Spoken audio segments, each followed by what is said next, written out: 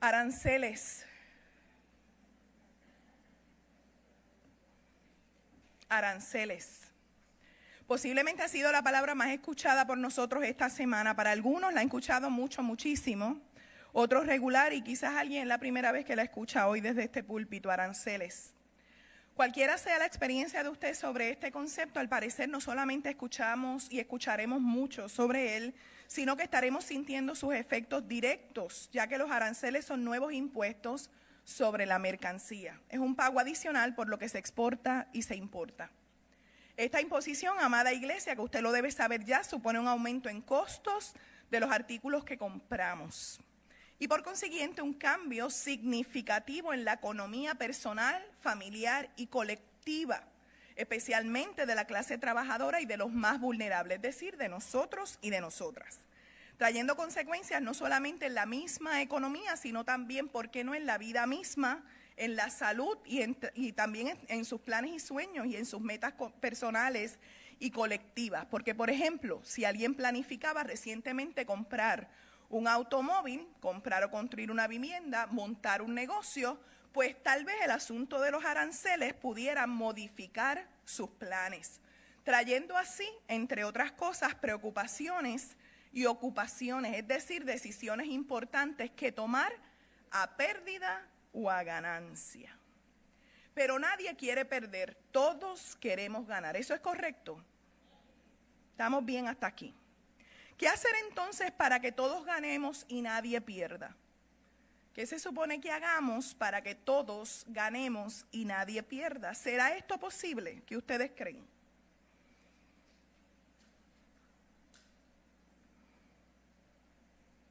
¿Será posible que otras imposiciones, otras leyes y situaciones de vida se enfoquen y reenfoquen en la ganancia para todos y no en las pérdidas? ¿Cobrará mayor significado la frase de nuestros ancestros, perdiendo es como se gana? Pero ¿a quién le toca perder siempre? ¿A los mismos? A los pobres, por ejemplo, a las mujeres, a los vulnerables, a los que no tienen para competir. ¿A quiénes les toca perder? ¿A quiénes le corresponde mantenerse a flote en la carrera, sostenerse y terminarla? ¿A quién le toca ganar? Solamente a los que tienen un poder adquisitivo tal que todo lo que quieran lo pueden obtener a cualquier costo, incluyendo el costo humano. Ante los cambios a los cuales estamos siendo sometidos voluntaria o involuntariamente, se entere usted o no, sepa usted de qué se trata o no sepa nada, se enfoque en estos asuntos importantes que nos atañen a todos o prefiera enfocarse en la ropa interior que usa la gobernadora de este país,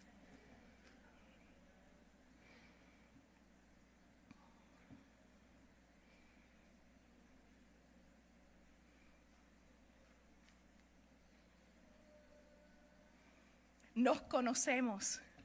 ¿Están esperando que siga el tema? Pues no. Estas situaciones nos pudieran ayudar a que pensemos en las cosas cotidianas y trascendentales con las que tenemos que lidiar y con las decisiones personales, familiares y colectivas que tengamos que tomar a pérdida o a ganancia o a pérdida. Es decir, al parecer, iglesia, hay que tomar decisiones hoy día más que nunca de maneras arriesgadas y otras veces muy arriesgadas.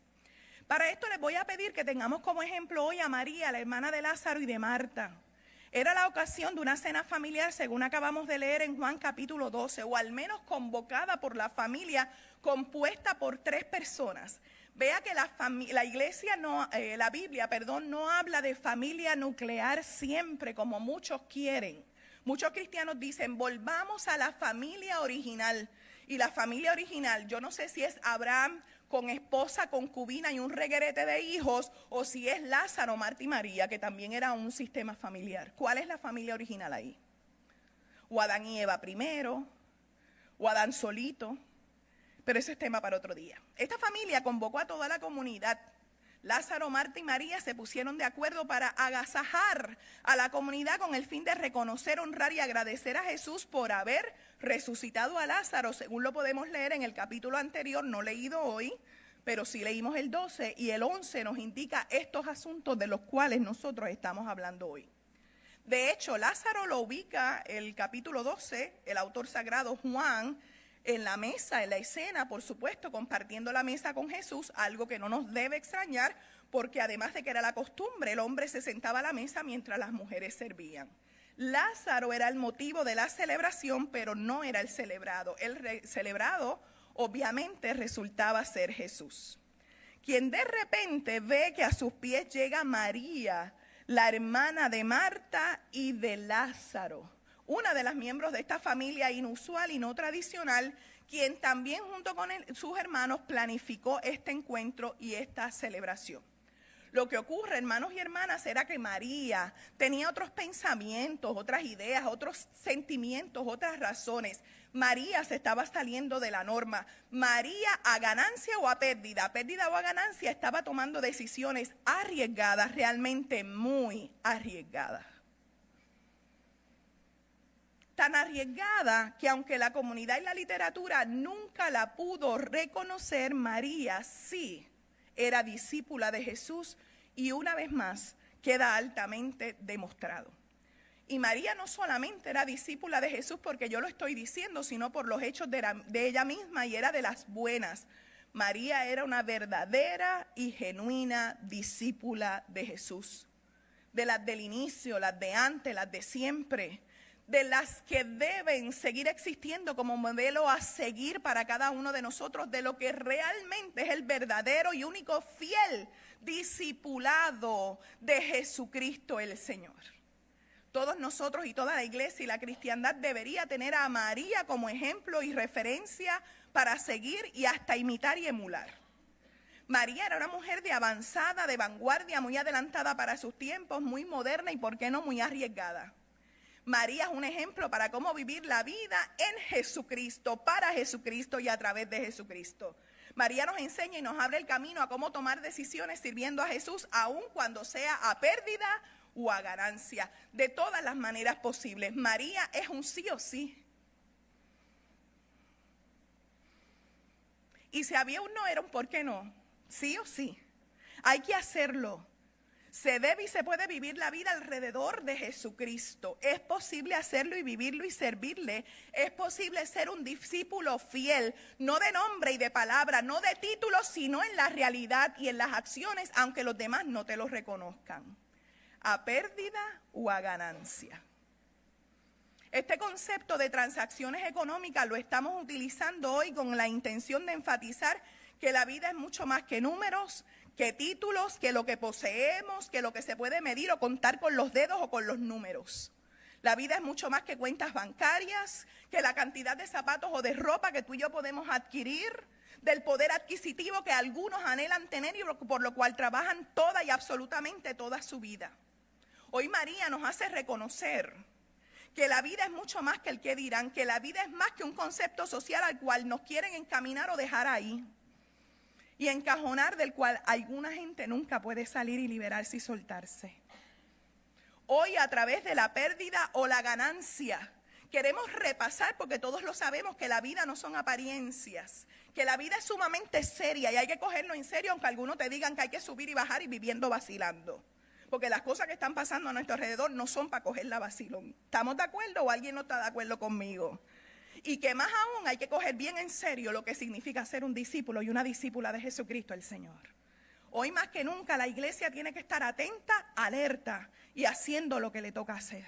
Porque en un mundo de oscuridad la iglesia no puede ser oscuridad, la iglesia es luz y da luz. En un mundo sin sabor la iglesia es la sal de Cristo. En un mundo de mentiras la iglesia tiene la verdad y proclama la verdad y vive la verdad. Y en un mundo de ataduras, la iglesia está llamada a libertar en el nombre de Jesucristo. Lo que pasa es que el camino del discipulado es riesgo, es arriesgado.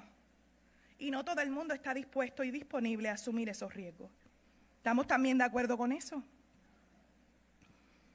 El camino del discipulado son decisiones trascendentales y a veces hasta extremas. A veces hay que hablar de sacrificios, de dejar, de perder, de no tener. Todo esto con tal de ganar a Jesucristo y tenerlo como ganancia Y todo lo que Jesús nos ofrece siempre es y será ganancia, aun cuando haya que dejar algo.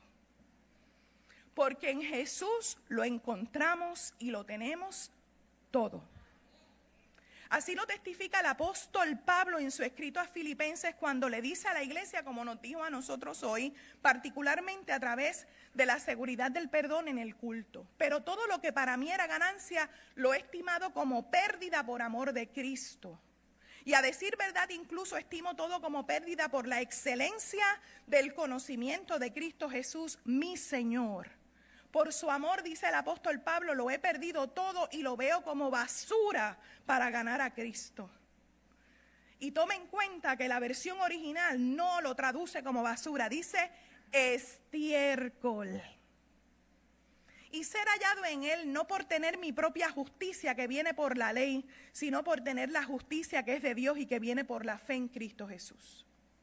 Y sigue diciendo el apóstol Pablo a nosotros hoy, todo esto con el fin de conocer a Cristo y el poder de su resurrección y de participar de sus padecimientos, para llegar a ser semejante a él en su muerte, si es que de alguna manera llego a la resurrección de entre los muertos.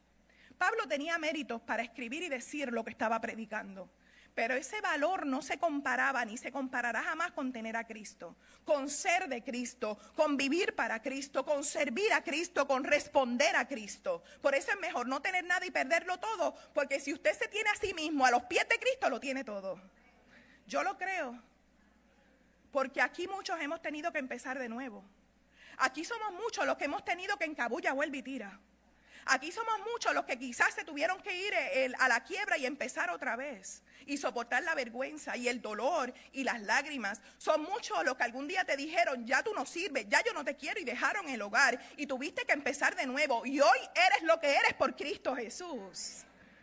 Hiciste mucho, ganaste mucho, tienes todos los títulos que Dios te permitió tener, pero la gloria es para Dios y esto es por Jesucristo. Esa debe ser nuestra fe. Hay quien no tolera que le den los créditos ni a Cristo, los quiere todos para él o ella, incluyendo pastores y pastoras. Y usted los ve con la teología del yo-yo. Yo hice esto, yo hago lo otro, yo, y lo que hacen es un mareo teológico que nadie lo tolera. Pero eso no pasa en Aguada. Y el día que pase, conmigo, con cualquiera, nos llamamos mutuamente a capítulos. Basura, estiércol estás hablando. No lo digo yo, lo dice Filipenses. No me regañen, Filipenses capítulo 3. ¿Cuánto tenemos que aprender, cierto? Especialmente cuando muchas veces, hermanos y hermanas, para nosotros cualquier cosa es primero y más valioso que Cristo.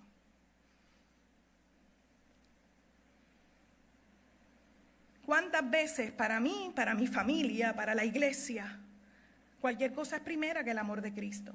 Pero decimos que no. Pero si nos analizamos, ¿cuántas veces nos ha ocurrido? ¿Cuántas veces nuestro tiempo es más valioso que el tiempo para Cristo? ¿Cuántas veces mi voluntad es más valiosa que la voluntad de Dios en mi vida? Aprende a decir no, te dicen. Claro, aprende a decir no. ¿Por qué no? Vamos a aprender a decir ¿por qué no? Porque si aprendes a decir no, siempre es un no. Imagínate que Jesús siempre te diga que no. Que la pastora siempre te diga que no. Ya estuviera sin empleo yo, en la fila del desempleo. ¿Cuántas veces las enseñanzas de Cristo no son el primer lugar y la prioridad para nosotros? Que la vida en Cristo no lo es. ¿Cuántas veces decimos una cosa y hacemos lo contrario? Decimos que venimos a adorar en la iglesia y nos adoramos a nosotros mismos, a nuestras familias, a nuestros apellidos, a nuestra fe. Adoramos nuestra oración, adoramos nuestra devoción, adoramos a otra gente. Y ahí es donde radica la basura y el estiércol haciendo estragos, haciendo que haya mal olor, mal sabor e incapacidad de estar juntos. Hoy ante un mundo tan lleno de basura y estiércol, hoy ante un mundo que llora y gime, Hoy ante un mundo que se tiene que levantar con protestas por un lado y protestas por el otro, aquí en la China o en Japón, en estas tierras y en Estados Unidos, en este mundo tan polarizado donde mientras unos luchan por una cosa, los otros quieren quitar esa lucha. Eso incluye a la iglesia del Señor dentro y fuera de ella. Necesitamos que Dios guíe y determine nuestros pensamientos, nuestros sentimientos y nuestras maneras de abordar la vida. Nuestras maneras de abordar la gente y tantas decisiones. Y ya es tiempo de dejar de ser las víctimas de nosotros, del sistema, de la sociedad, de lo que está pasando a nuestro alrededor, de nuestra familia, o de justificar las cosas con que yo me lo merezco y el otro no.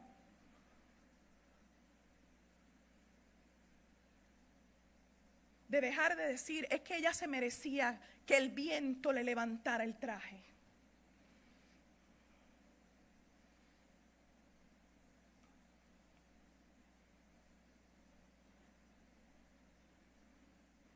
Ella no se merecía que el viento le levantara el traje. Ella se merece la cárcel por corrupción. Igual que fulano, sutano y perencejo, y son los que nos gobiernan. Y por favor, pruébeme que yo estoy equivocada. Por eso ella no se merece que se le levante el traje. Porque pudo haber sido mi traje, mi falda hoy. O la de su hija o la de su esposa. Pero las gordas, las gruesas, tenemos que pagar el precio. Y lo disfrazamos con que es que ella se ha burlado del país. Claro que se burla del país. Pero otros hombres también se han burlado del país. Y los hemos dejado quietos.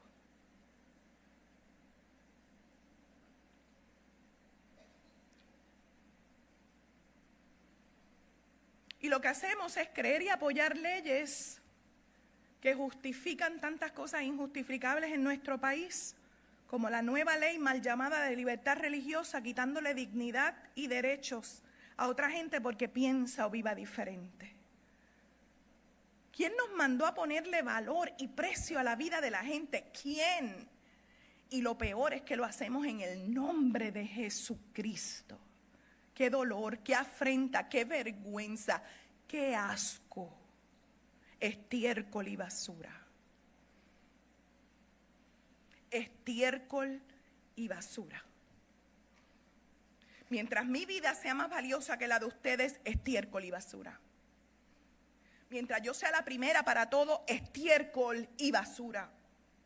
Mientras Jesucristo quede en otro plano, no el que Él tiene como el Señor de nuestras vidas, estiércol y basura, no importa de quién venga. Así no era Jesús. Así será el mundo, pero no el mundo de Jesús, no el reino de Jesús. Y la iglesia no puede ser así. La gente de Jesús no puede ser así. No porque lo diga yo, sino por lo que nos enseña la palabra. Jesús es respeto, Jesús era dignidad, Jesús es justicia, Jesús es amor. Pablo lo demostró, lo escribió y nos lo deja para nosotros hoy, y María también. María ya había sido protagonista, especialmente cuando su hermano murió, según se puede leer en el capítulo anterior de Juan, el 11. Ya se conocía muy bien de los hechos de María como si ella fuera un apóstol. Los hechos de María se conocen como un apóstol, pero estaba tan en desventaja solo por ser mujer que no existe un evangelio como otros que lleven el nombre de María, esta María, ni tampoco existen otros escritos donde la pongan como discípula o apóstol solo por haber sido una mujer. En un análisis del texto del reverendo doctor David Cortés Fuentes, él nos dice que María era la que ungió al Señor con perfume y secó sus pies con sus cabellos, según acabamos de leer, pero Juan 11 ya lo había escrito y dicho antes de que ocurriera. Esto antes de relatar la unción, según la acabamos de leer en el capítulo 12. También es significativo, nos dice el reverendo David Cortés Fuentes, que la aldea de Betania sea identificada como la aldea de María y de su hermana Marta. Así que tranquilita, María no era. El evangelista Juan enfatiza el estrecho vínculo entre Jesús y esta familia. Jesús amaba a Marta, a su hermana y a Lázaro. Leemos en Juan capítulo 11, verso 5. Cuando Jesús llega a Betania, Marta sale a recibirlo mientras que María permanece en la casa, dice Juan 11:20. En la conversación con Marta, Jesús proclama: yo soy la resurrección y la vida. Quien cree en mí, aunque muera, vivirá. Y todo aquel que vive y cree en mí no morirá para siempre. Este diálogo, amada iglesia, concluye con la confesión de Marta: tú eres el Cristo, el Hijo de Dios, el que había de venir al mundo. Qué familia tan consagrada al Señor y qué fe tan profunda y arraigada en Cristo Jesús. Solo después de esta declaración, Marta se dirige a su hermana y le dice en secreto: el maestro está aquí y te llama. A María. Por eso el encuentro entre Jesús y María era profundamente conmovedor. Y aunque ambas hermanas pronuncian las mismas palabras: Señor, si hubieras estado aquí, mi hermano no habría muerto, según Juan 11:21 y Juan 11:32, los gestos de ambas son distintos. María decide postrarse a los pies de Jesús y llorar, al igual que la gente que estaba alrededor, y lo hace de manera audible. Jesús las ve llorar y se conmueve y llora también, pero en silencio. Finalmente, tras la resurrección de Lázaro, María es mencionada nuevamente en ese capítulo 11, abajo en el verso 45, en la escena donde el Sanedrín y Caifás deciden arrestar y matar a Jesús. María sí estuvo presente cuando los demás discípulos dejaron a Jesús solo. Por eso es que la unción por María en el capítulo 12, según acabamos de leer hoy, es tan significativa. Es la última aparición de ella en el Evangelio, porque su gesto lo que hacía era anticipar la sepultura de Jesús y representar una profunda devoción y amor por aquel que había sido su amigo en la tierra. María no solamente era discípula, María también era profeta. Preparó y anticipó lo que Jesús iba a vivir, que vamos a empezar a observar desde el domingo que viene con el domingo de la Pasión o la entrada triunfal o el domingo de Ramos. Qué mucho hay que aprender de gente como María. María hizo estas cosas con riesgos, a ganancia o a pérdida. ¿Perder qué? ¿Qué tenía María que perder? Su dignidad, su nombre familiar, su tiempo, su vida. ¿Ganar qué? ¿Qué tenía María que ganar? Hoy, amada iglesia, es el quinto y último domingo de la Cuaresma. Y la Cuaresma es un tiempo de preparación para el camino de la cruz. La Cuaresma tiene el color violeta como color litúrgico que nos recuerda la penitencia del Señor, es decir, lo que el Señor hizo por nosotros. Y María hoy nos sirve de marco de referencia para esa pasión.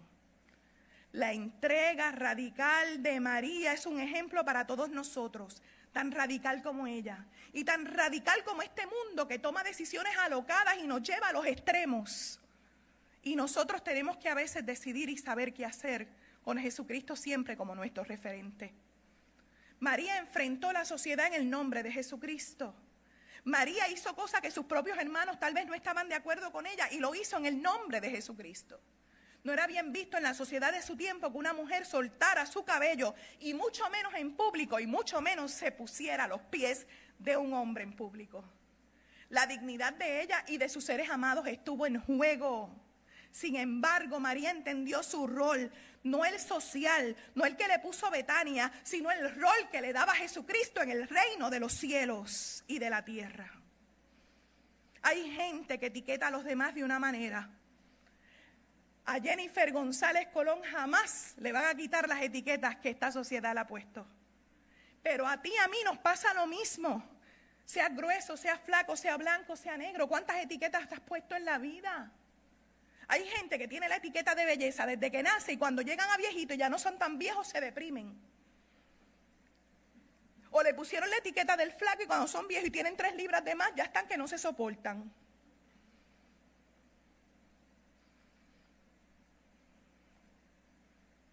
Yo he sido víctima de tantas etiquetas. Y uno tiene que tomar decisiones extremas. ¿Dejo este trabajo y busco otra cosa? Yo quería ser abogada, estudiar derecho, ley, estaría presa. Presa estaría. Soltera y presa, encarcelada. Cuando la gente te etiqueta, espera de ti tantas cosas que ellos y ellas no están dispuestos a dar. Te dicen lo que tienes que hacer y cómo tienes que actuar y cuándo. Sin embargo, yo quisiera preguntarte qué espera Jesucristo de ti y qué tú estás dispuesta a hacer por Jesucristo.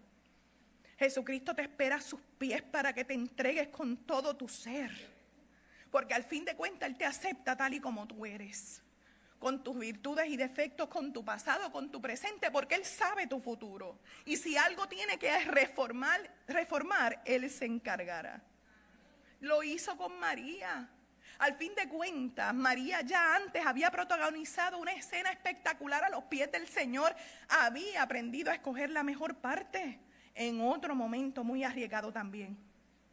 María hoy nos hace recordar que tú y yo, hermanos y hermanas, estamos llamados por el Señor a revisitar nuestros intereses, a revisitar nuestras prioridades, no para agradar a nadie, sino al Señor. Porque el único beneficiado de este ejercicio espiritual eres tú mismo y eres tú misma. Y la gente a tu alrededor. María hoy nos hace revisitar cuán valientes somos para una cosa y cuán indispuestos estamos para otra. María hoy nos hace recordar que tal vez hay orden invertido en nuestras vidas, cuando el orden principal debería ser Jesucristo como la meta para todas las cosas. Porque el premio de la vida, el único y mejor premio, es tener a Jesucristo en todo, por todo y para todo. María hoy nos hace recordar que la vida a los pies de Jesús puede parecer un derroche para algunos, pero un santo derroche para Dios, quien como a María nos acepta como una ofrenda en olor fragante.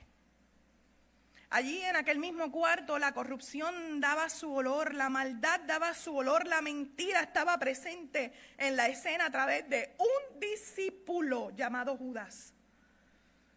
Judas tenía todos los galones para que le llamaran discípulo, pero se robaba el dinero, haciendo que el título de discipulado, de profeta, de pastor se fuera por la borda y la gente creyera que todos son iguales. Él tenía dignidad por ser hombre y sin embargo no la supo aprovechar. Al robar se arriesgaba a pérdida o a ganancia, pero si ganaba en realidad estaba perdiendo. Judas hoy nos recuerda que hay demasiados Judas a nuestro alrededor, o que tú y yo tenemos el potencial de ser como Judas, si no es que estamos viviendo así. ¿A cuánta gente le estamos robando dignidades, emociones, oportunidades? Con las palabras, con la indiferencia, con los chismes. Creemos que la corrupción solamente está en el Capitolio o en la fortaleza. Hoy hay muchos Judas en las casas. Algunos duermen con nosotros. Son nuestros compañeros de trabajo y hasta se sientan a adorar a Dios con nosotros. Y tenemos que estar viviendo entre Judas y María, o tal vez somos como uno de ellos, a pérdida o a ganancia.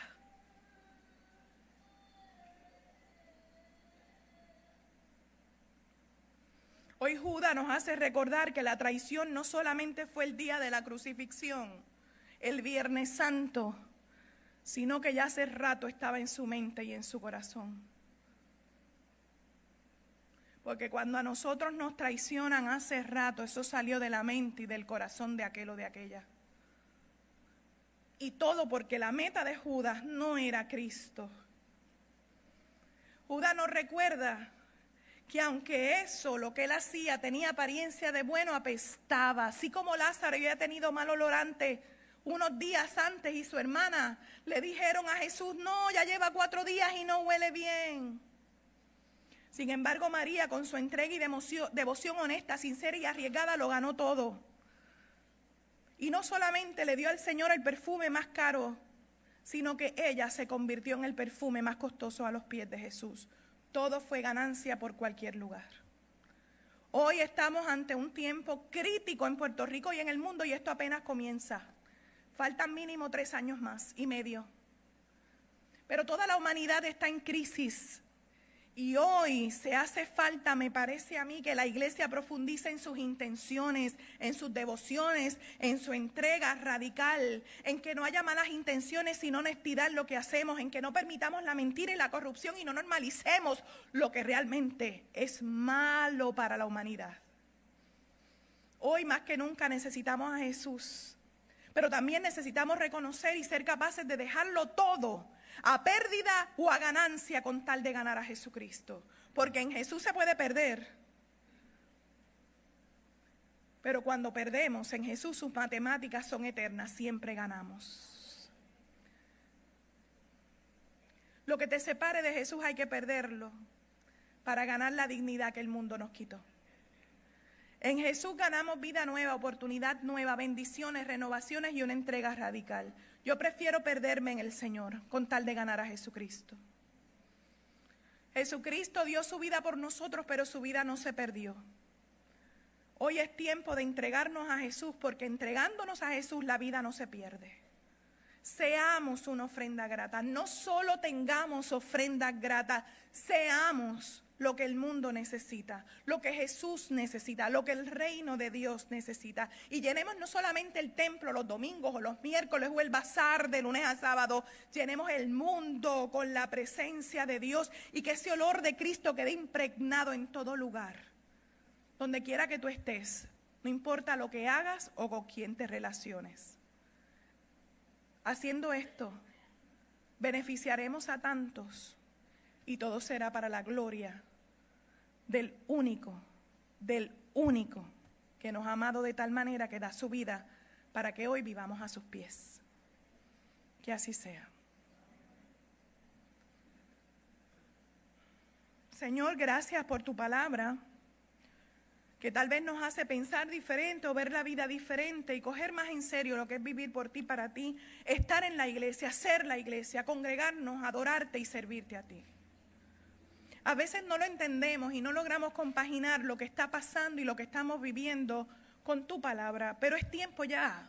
Esta iglesia es muy madura, 109 años. Y nuestra espiritualidad cada vez debe ser más profunda en tu palabra, en tu presencia, en tus enseñanzas, en tu voluntad. Para que podamos, Señor, hacer la diferencia en Aguada, en Puerto Rico y en el mundo entero. Definitivamente no sabemos cómo, no sabemos cuándo, no sabemos a quién. Y cuando se nos presenta la oportunidad nos acobardamos, nos retiramos.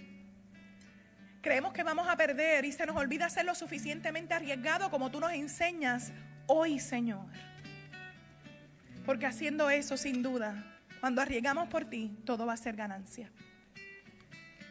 Permite en el nombre de Jesús que lo podamos entender, aprender y poner en obra. Y juntos nos testifiquemos de las bendiciones tuyas. Te lo vamos a pedir y a implorar humildemente. Y como hizo María, postrados a tus pies. En el nombre de Jesús, que así sea.